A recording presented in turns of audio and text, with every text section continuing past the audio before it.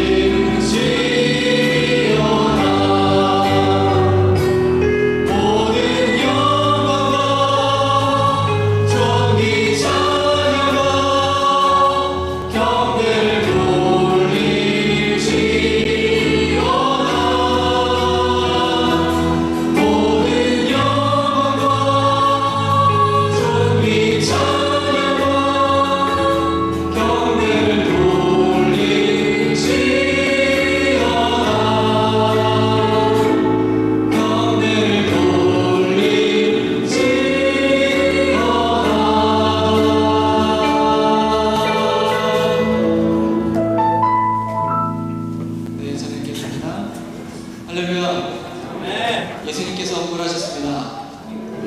서로 서로 인사해 보겠습니다. 좌측분께서 계속 인사해 주셨어요. 우리 좌측분께서 먼저 인사해 보겠습니다. 예수님께서 부활하셨습니다 하면 우리 우측에 계신 우리 할렐루야라고 인사 한번 해볼까요? 인사해 보겠습니다. 예수님께서 부활하셨습니다. 부활하셨습니다. 네, 감사합니다. 지금도 살아계신 주 하나님, 제 고백을 담아서 살아계신 주 함께 찬양하시겠습니다. 주 하나님, 독생자 예수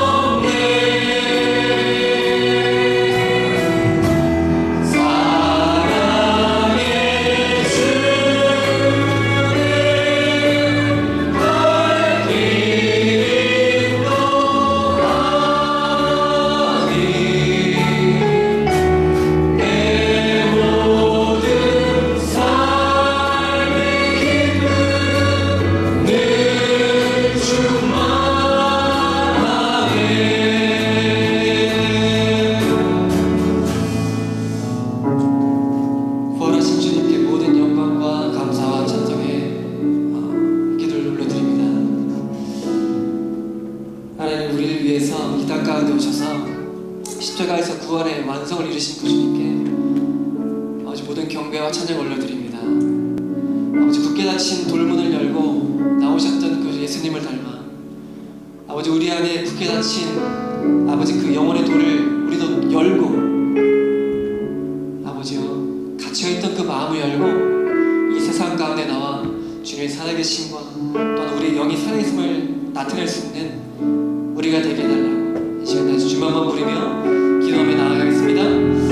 주님 아버지 감사합니다. 우리를 위해서 땅까지 오셔서 십자가에 완성하신 주님 우리 완성하신 주님 모든 감사와 영광과 찬양을 올려드립니다. 아버지 우리 속에 생명을 완성하신 주님을 위해서 아버지 우리 속에 닫힌 돌문을 열고 아버지 우리의 영을 살리시고 아버지 귀한 시간을 해주시고 날마다 그 이름을 선포합니다.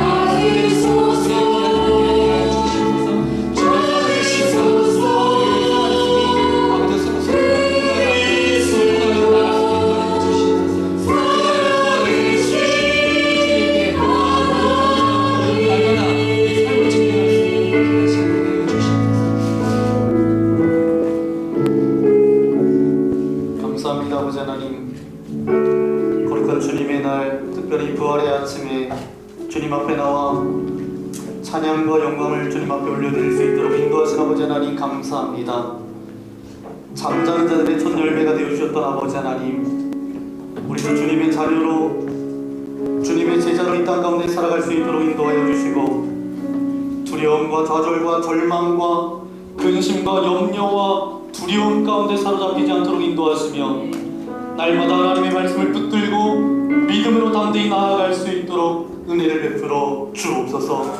있는 모습 그대로를 가지고 주님 앞에 섰사오니 어떤 모습을 가지고 왔다 할지라도 오늘 주님 만나는 시간 되게 하여 주시고 부활하신 주님 만나게 하여 주셔서 우리가 더 이상 좌절과 두려움과 안타까움 가지고 살아가지 않도록 우리와 함께 하여 주옵소서. 오늘 우리의 믿음 없음을 불쌍히 여겨주시고 하나님의 말씀을 붙들고 믿음 가운데 온전히 세워지는 귀한 시간 되어지기를 소망하오니 우리의 예배를 기뻐받아 주옵소서. 예배를 방해하는 모든 어둠의 영들은 떠나갈지어다. 성삼일체 하나님께서 우리 예배 가운데 좌정하여 주셔서 홀로 영광 받아주시고 이 예배가 축제가 되게 하시고 우리의 감격이 되어질 수 있도록 함께하여 주옵소서. 모든 찬양과 예배를 주님께서 홀로 받아주실 것을 믿고 감사를 드리오며 우리를 죄악에서 구원하여 주시옵소서. 주신 우리 구주 예수님의 이름으로 간절히 기도하옵나이다. 아멘. 우리 전우자 예수님으로 인사해 볼 거예요. 사랑합니다. 축복합니다.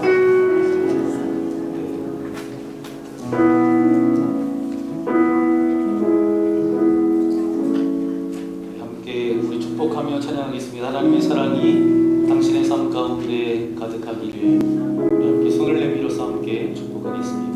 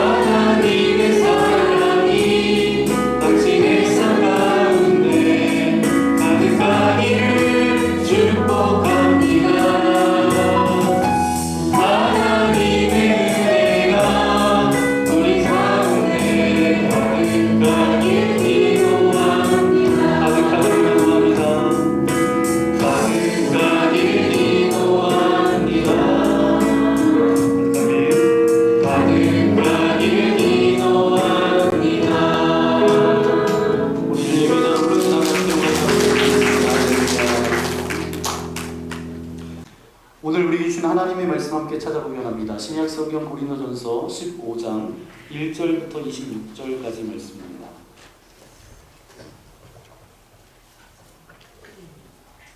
조금 긴 말씀이지만 제가 1절 여러분 2절 읽겠습니다.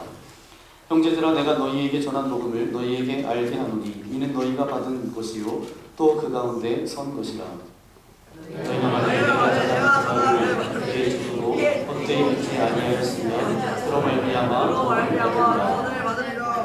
내가 받은 것을 먼저 너희에게 전하였노니 이는 성경대로 그리스도께서 우리 죄를 위하여 죽으시고 장사 지는바 주셨다가 성경대로 사흘 만에 다시 살아나사 게바에게 보이시고 후에 12 제자에게와 그 후에 500여 형제에게 일시에 보이셨나니 그 중에 지금까지 대다수는 살아있고 어떤 사람은 잠들었으며 그 후에 야고보에게 보이셨으며 그 후에 모든 사도에게와 맨 나중에 만삭되지 못하여 남은 자 같은 내게도 보이셨느니라. 나는 사도 중에 가장 작은 자라. 나는 하나님의 교회를 박해하였으므로 사도라 칭함받기를 감당하지 못할 자니라. 그러나 내가 다 된 것은 하나님의 은혜로 된 것이니 내게 주신 그 은혜가 헛되지 아니하여 내가 모든 사도보다 더 많이 수고하였으나 내가 한 것이 아니요 오직 나와 함께하신 하나님의 은혜로라. 그러므로 나나 그들이나 이같이 전파하매 너희도 이같이 믿었느니라.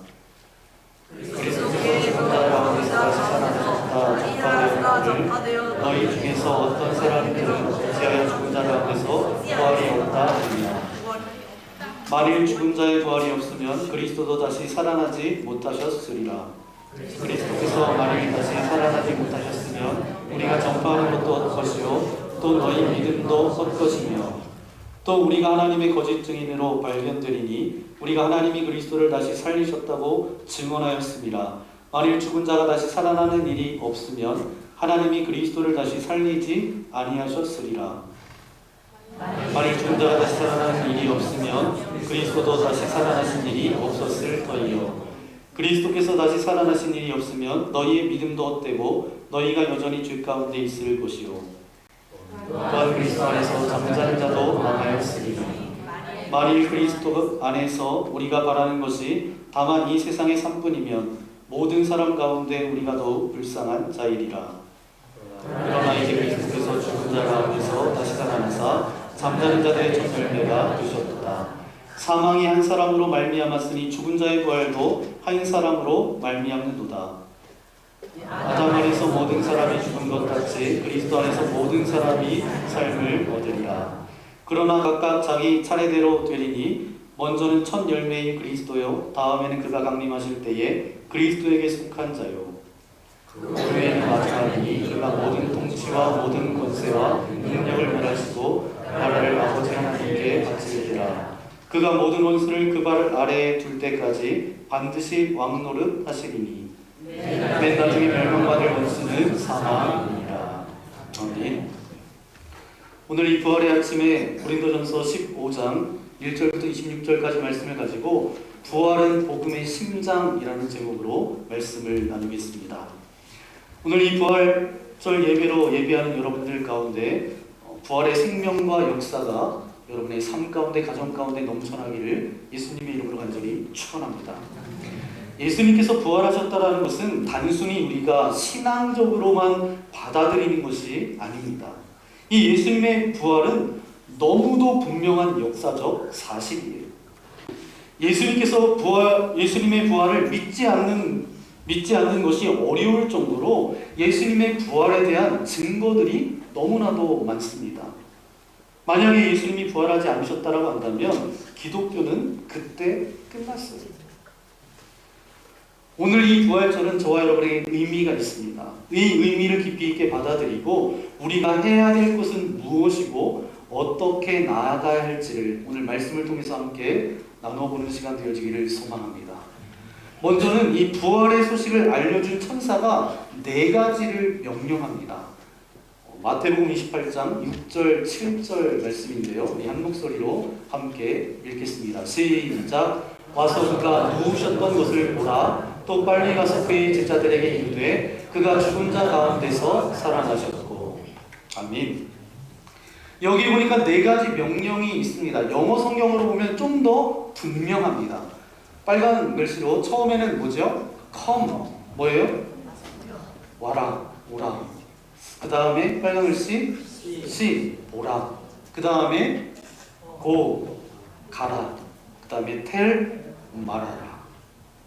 이 부활절에 이 4가지 동사를 우리가 기억해야 됩니다. 첫 번째 동사는 뭐라고요? come, 오라. 이 부활절에는 주님께 오셔야 돼요. 그래서 여러분은 잘 오셨어요. 제가 어제 이제 평소에 교회 나오지 못하시는 분들, 몸이 아파서 못 오시는 분들, 장기간 못 오시는 분들한테 제가 전화를 드렸어요. 내일은 부활절이니까 꼭 나와서 함께 예배해 드리시죠. 그런데 여러분 평소에 교회 안 가는 사람들도 1년에 2번은 딱 예배를 드리신대요. 교회 나오신대요. 언제 나오시냐? 부활절, 성탄절 2번은 나오신다는 거예요. 오늘 드리는 이 예배, 이 부활절이 의미가 있습니다. 정말 저와 여러분에게 중요한 날이에요. 여러분 아주 잘 오셨습니다. 정말 잘 오셨어요. 그런데 온 걸로 끝나면 안 됩니다. 4가지 동사가 나온다 그랬는데 첫 번째는 뭐라고요? come. 두 번째는 뭐예요? 네, see, 보라. 보셔야 돼요. 여러 가지를 보셔야 되는데 오늘 저와 여러분이 읽었던 고린도전서 15장 말씀해 보니까 사도 바울이 말하는 부활에 대한 기록을 말씀하고 있습니다. 제일 먼저 우리가 뭘 볼 수 있냐 하면 고린도전서 15장 이 양이 어마어마합니다. 끝까지 여러분과 함께 다 읽고 싶었지만 몇 절까지 있어요? 시간 관계상 여기까지 읽었습니다. 여러분이 나중에 오늘 돌아가셔서 고린도전서 15장 말씀을 다 한번 읽어보세요. 그런데 이 15장이 몇 절까지 되어 있어요? 네, 58절까지 있습니다. 이 고린도전서 15장을 별명이 있는데 무슨 장이라고 불러요? 부활장이라고 부릅니다. 부활장이라는 별명이 있고요. 성경에 여러 성경이 있는데 별명이 있는 성경이 있습니다. 히브리서 11장은 어떤 별명이 있어요? 네? 네, 다 친절하게 안내해 드리잖아요. 믿음장 40절까지 있습니다. 고린도전서 12장은 은사장 31절까지 있고요. 우리가 잘 알고 있는 고린도전서 13장은 사랑장인데 13절까지 있습니다. 그러면 오늘 고린도전서 15장은 몇 절까지 있어요? 58절까지 됩니다. 이 고린도전서는 사도 바울이 썼어요. 그런데 사도 바울이 무슨 이야기를 제일 길게 하고 있는가? 우리가 한번 보시면 고린도 교회는 어떤 교회였냐 하면 은사가 많았어요. 그래서 각양의 은사들이 사람들이 굉장히 은사가 많이 발견되어졌습니다. 그러니까 어떤 사람은 이런 은사를 받았는데 어떤 사람은 저런 은사를 받았어요. 그러면서 내 은사가 더 좋은 거야. 내 은사가 더 좋은 거야. 그러면서 갈등하고 싸움이 있었어요. 그런데 그 은사에 대한 설명은 31절에 그렇게 설명하고요. 그러면 그 중에 제일은 사랑이라고 말씀하셨는데 사랑장은 몇 절이에요? 13절. 그럼 부활에 대해서는 몇 절을 이야기했어요? 58절. 집에 가서 꼭 읽어보세요. 고린도전서 15장은 두 부분으로 나눠집니다. 11절까지는 부활의 진리에 대해서 말씀하고 있고요. 그 나머지 부분은 이 부활이 얼마나 중요한지, 마지막 부분은 몸의 부활에 대해서 말씀하고 있습니다. 그러면 성경에 따르면 이 부활은 성경의 성취라고 합니다. 오늘 본문 3절, 4절 말씀 함께 읽겠습니다. 내가 받은 것을 먼저 너희에게 전하였노니 이는 성경대로 그리스도께서 우리 죄를 위하여 죽으시고 감사 지낸 바 되셨다가 성경대로 사흘 만에 다시 살아나사. 아멘. 지금 사도 바울이 무슨 이야기를 하고 있냐 하면 부활은 성경대로 이루어진 사건임을 말씀하고 있습니다. 그러면 성경에 이 예수님의 십자가와 부활에 대한 예언이 많이 있을 텐데요. 제일 먼저 어디에서 나오는지 아세요?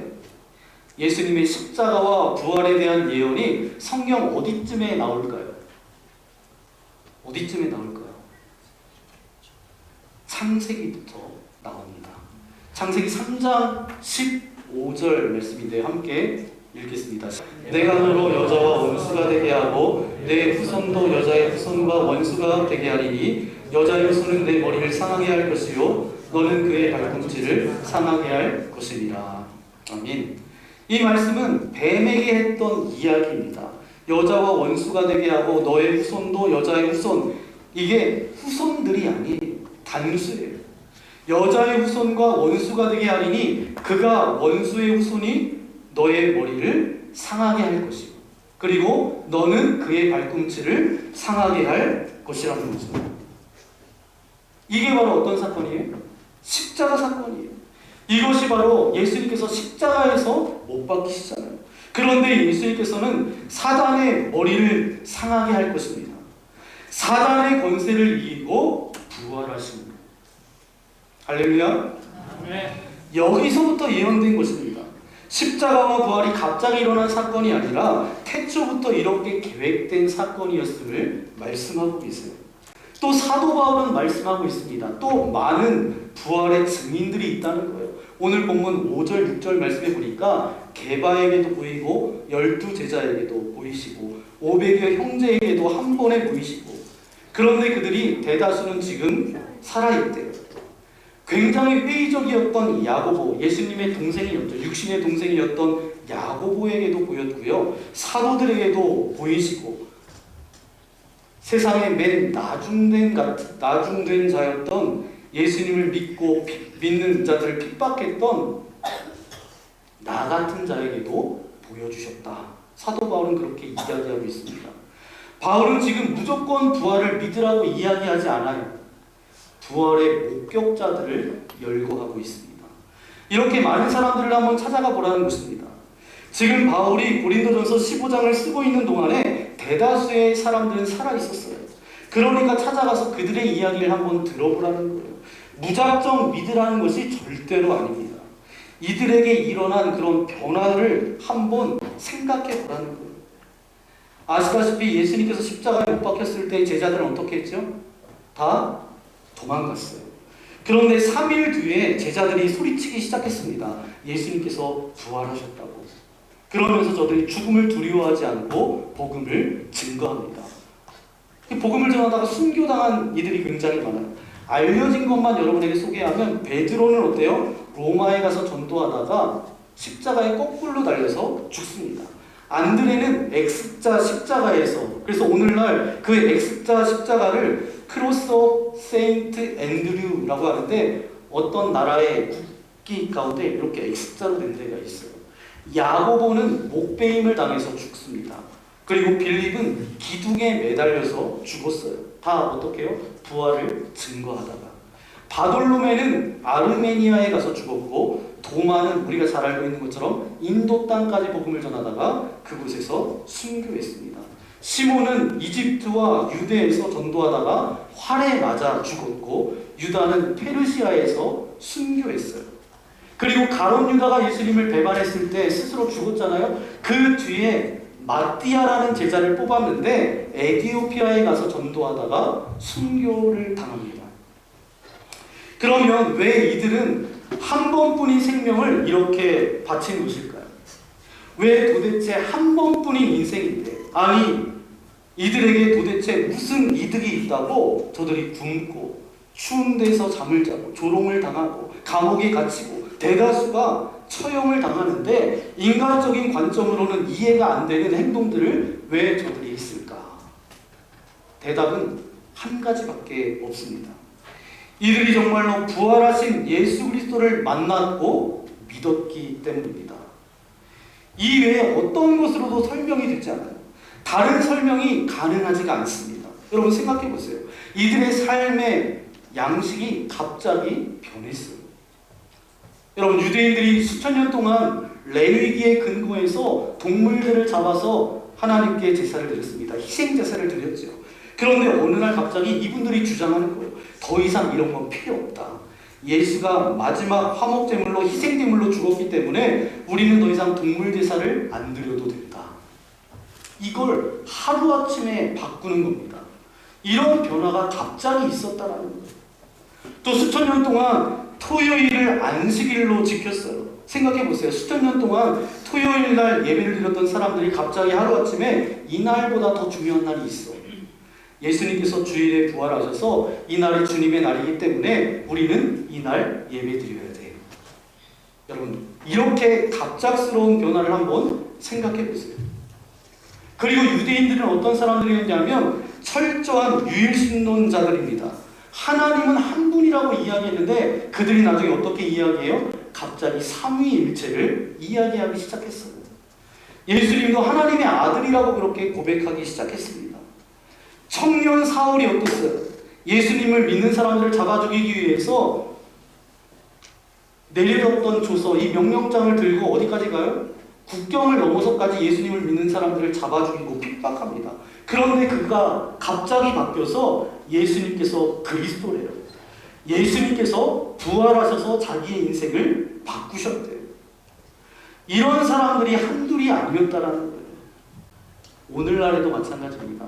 한 2, 3년 된 것 같은데 안티 기독교 운동을 열심히 했던 한 사람이 있습니다. 종교자유연대라는 그런 시민단체를 만들어서 기독교를 괴롭혔던 분 중에 이정훈 교수님이라는 분이 계세요.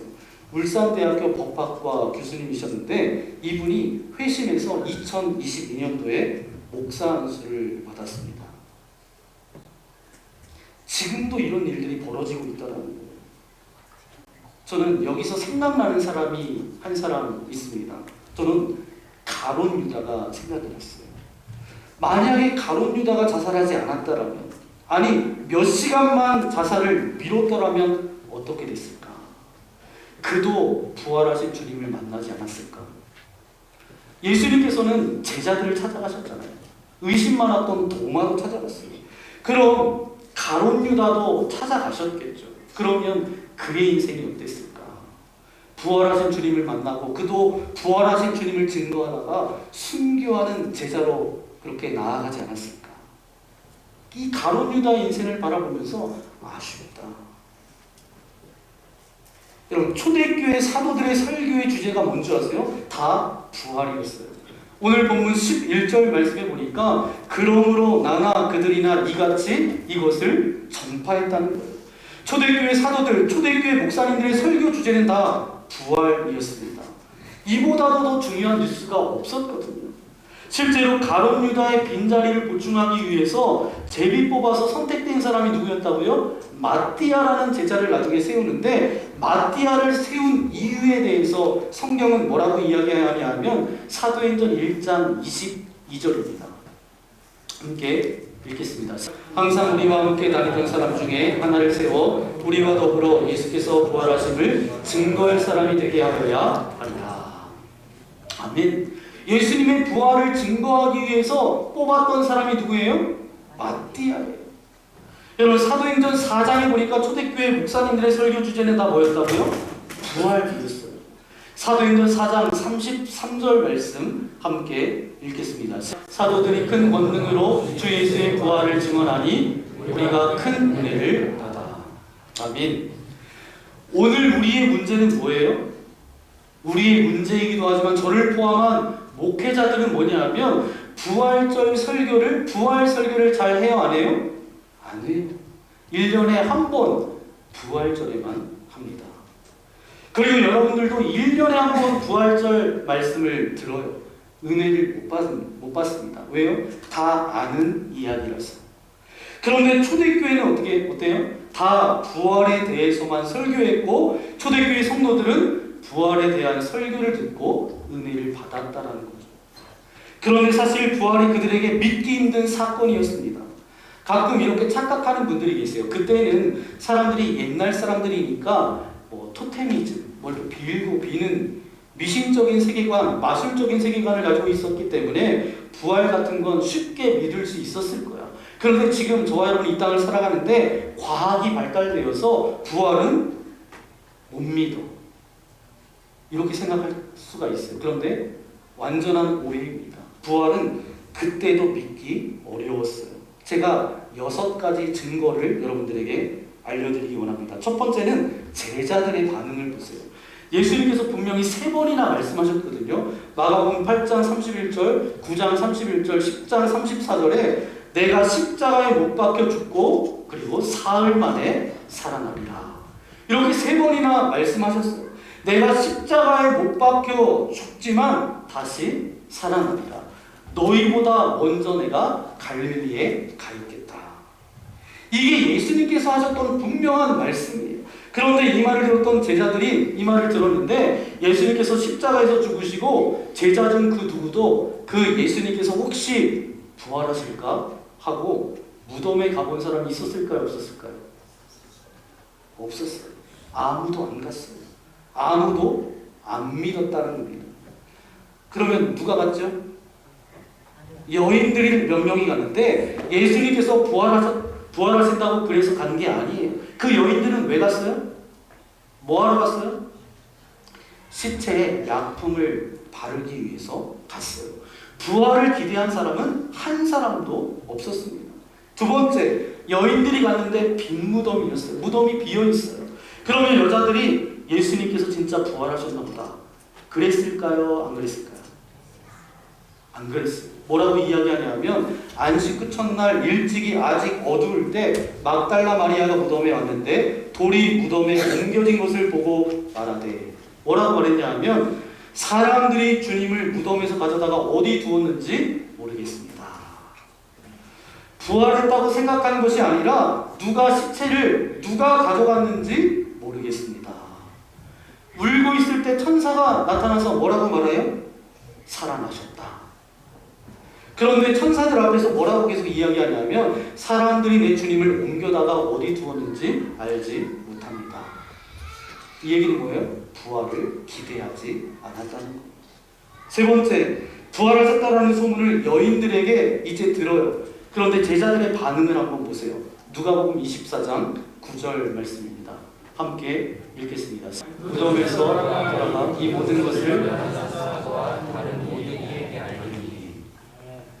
다른 11사도에게 이것을 알려줬어요. 제자들이 와서 예수님이 정말 살아나셨나 보다 그랬을까요? 안 그랬을까요? 그 다음 11절 말씀을 볼까요? 11절 시작. 사도들은 그들의 말이 허탄한 듯이 들려 믿지 아니하니. 아멘. 옛날에는 그런 미신적 세계관과 마술적 세계관을 가지고 있어서 부활을 믿기 쉬운데 오늘날은 과학이 발달돼서 부활이 어렵다고요? 믿기 어렵다고요? 아니, 예나 지금이나 이 부활을 믿기는 어려운 사건입니다.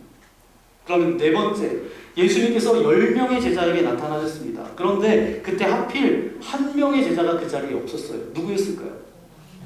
도마였습니다. 10명이 부활하신 예수님을 만났어요. 10명이 한 명을 앉혀놓고 이야기하는 거예요. 우리가 부활하신 예수님을 만났다. 그러면 10명한테 이야기를 들으면 한 명이 설득당해야 되는데 설득당했어요? 안 당했어요? 설득 안 당했어요. 그러면서 뭐라고 이야기해요? 도마가? 나는 못 믿겠다고 웃기고 있네. 이렇게 얘기한 거예요. 내가 직접 내 손으로 그 못자국을 만져봐야 믿겠다. 내가 그 창자국, 옆구리의 창자국을 만져봐야 믿겠다. 10명이 만났는데 한 명이 설득이 안 된 거예요. 무엇을 말해주는 거예요? 못 믿을 사건이었다라는 거예요. 그러면 다섯 번째, 부활한 주님을 직접 만나면 사람들이 놀래요. 두려워해요. 도마도 놀래서 이렇게 말합니다. 요한복음 20장 28절 말씀인데요. 함께 읽겠습니다. 도마가 대답하여 이르되 나의 주님이시요 나의 하나님이시니이다. 아멘. 진짜 주님이시군요. 진짜 하나님의 아들이시군요.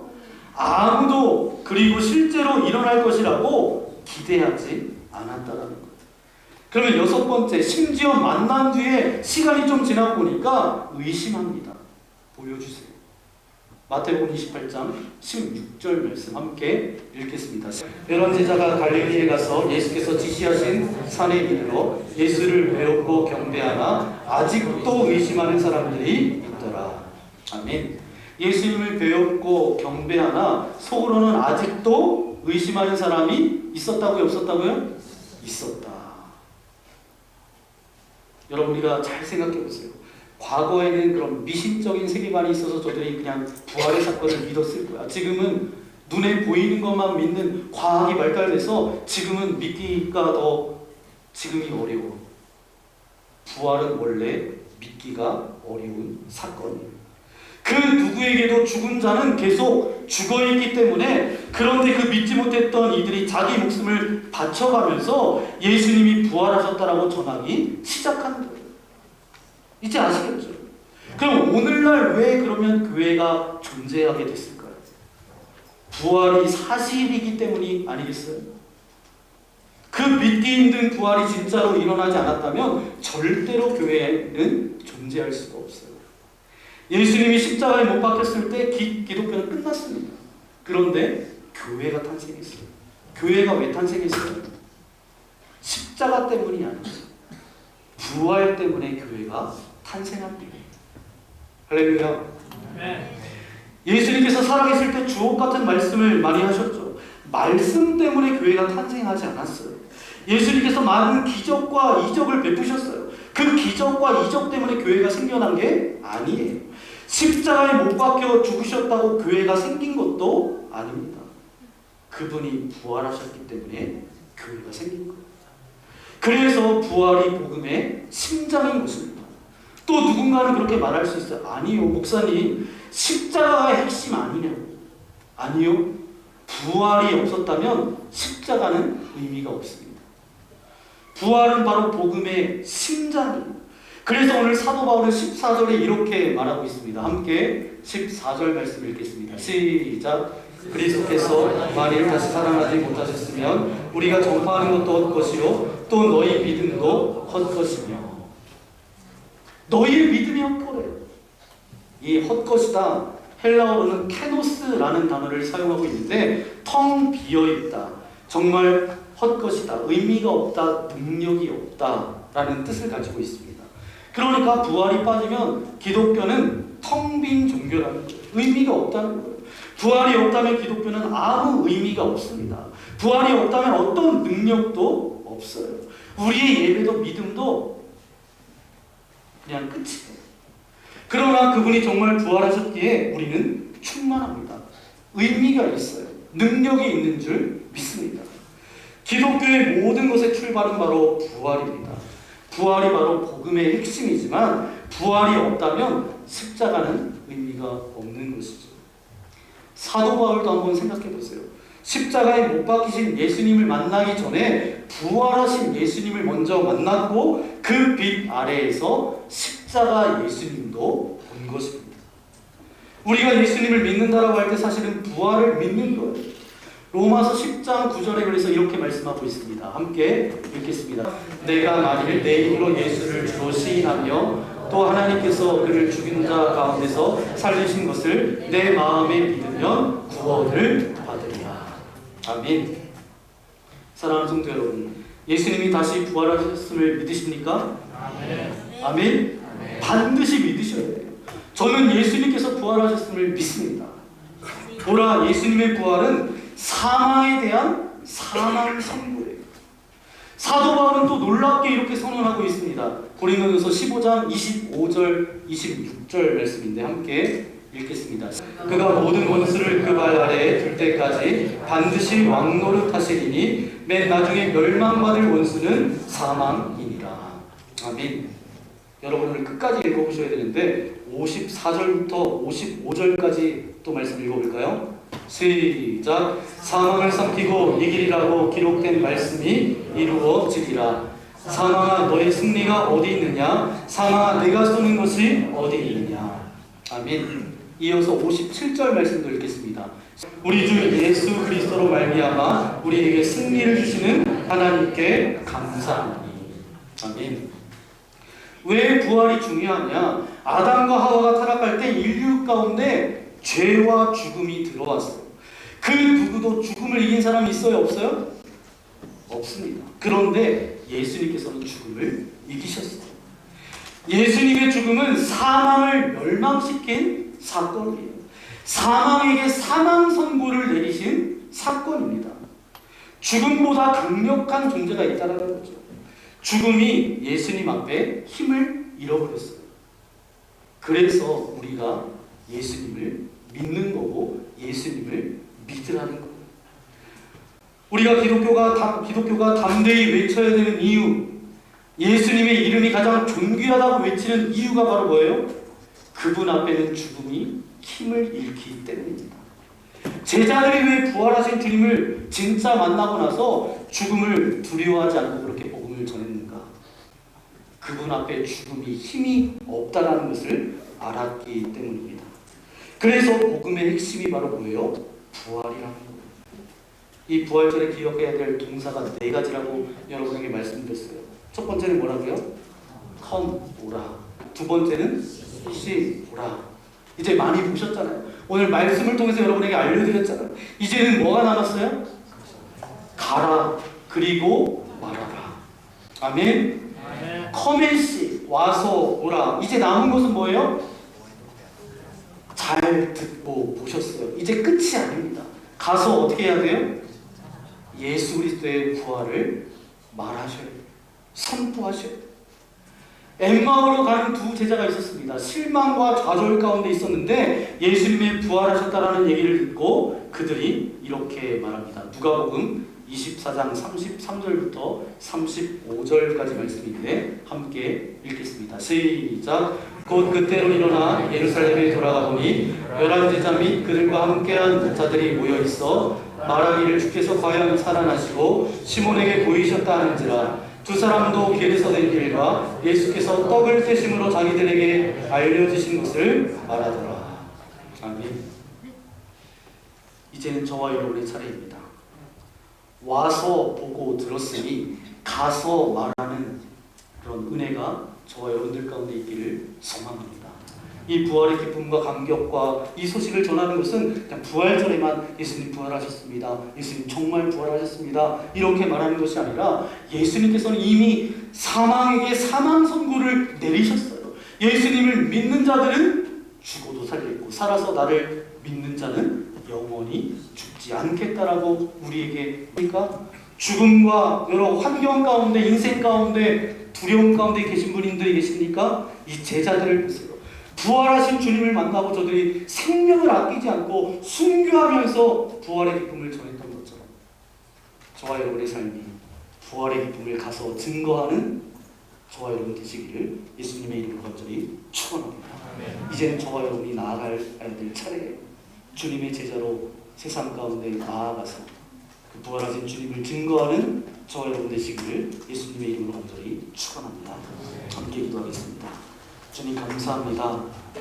우리를 이곳으로 불러주시고 인도하신 아버지 하나님 감사합니다.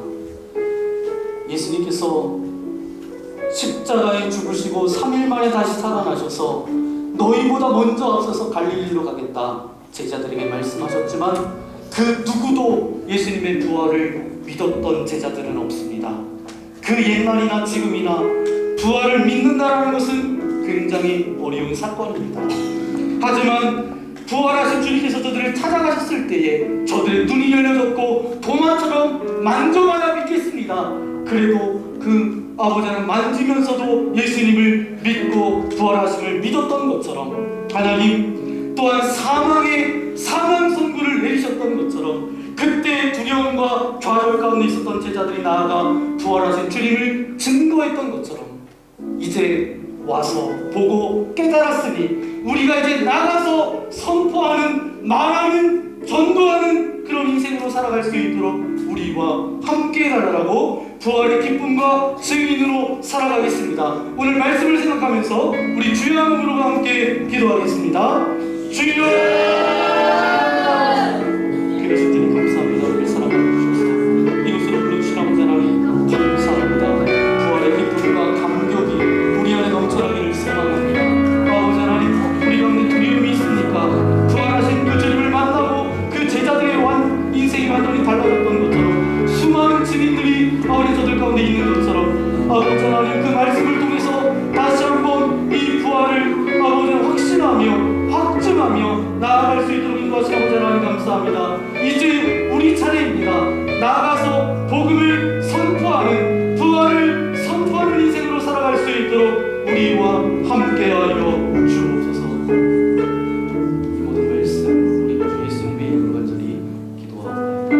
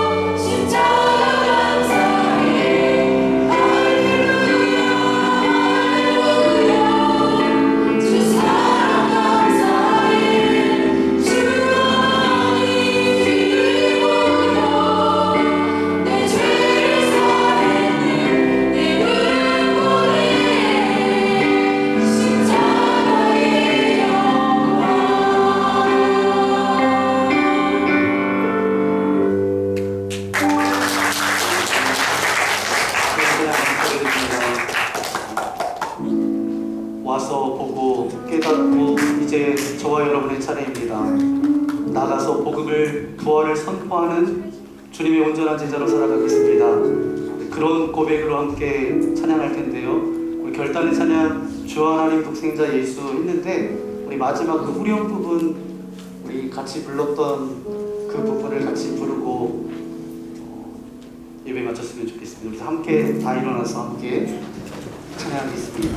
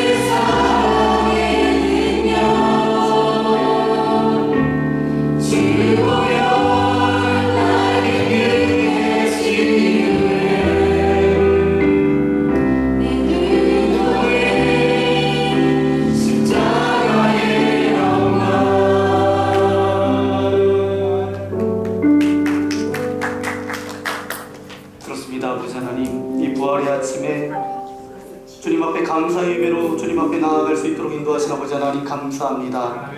이 부활 사건에 대해서 사도 바울은 수많은 증언들을 하고 있습니다. 또 성경에 여러 가지 증언들이 계속해서 나오고 있습니다. 이제는 우리가 와서 보았습니다. 이제는 나아가서 부활을 선포하는 인생으로 살아갈 수 있도록 우리와 함께하여 주옵소서. 주님께서 부활하셨기에 교회가 생겼고 주님께서 부활하셨기에 오늘 이곳에서 우리가 예배합니다. 우리의 예배를 기뻐 받아주시고 우리의 이 예배가 여기서 끝나는 예배가 아니라 나아가서 부활을 선포하는 예배까지 나아갈 수 있도록 우리와 함께하여 주옵소서. 가서 복음을 증거하라고 말씀하십니다. 가서 말한 제자들로 인해서 로마가 점령되었고 가서 말한 선교사들로 인하여서 우리 민족 가운데 예수 그리스도와 교회가 세워졌음을 믿습니다. 그리고 우리가 여기 서 있음을 믿습니다. 지금 전 세계 82억의 인구 중에서 많은 사람들이 예수 그리스도를 믿고 구원받아 하나님의 자녀로 살아가고 있습니다. 아직 부활의 소식을 듣지 못했던 많은 이들에게 먼저 부활의 소식을 접한 모든 이들이 나가서 전하는 인생 되어질 수 있도록 함께하여 주옵소서. 그래서 부활의 능력을 가지고 살아가는 인생 되어지게 하시고 주님의 기쁨이 되는 참다운 제자로 살아갈 수 있도록 역사하여 주옵소서. 그런 고비를 담아 귀한 물질을 주님께 올려드립니다. 기뻐 받아주시고 우리가 물질의 노예로 살아가지 않도록 인도하시고 날마다 우리 삶을 가장 선한 길로 인도하시는 주님의 은혜가 넘쳐나는 인생 되어질 수 있도록 함께하여 주옵소서.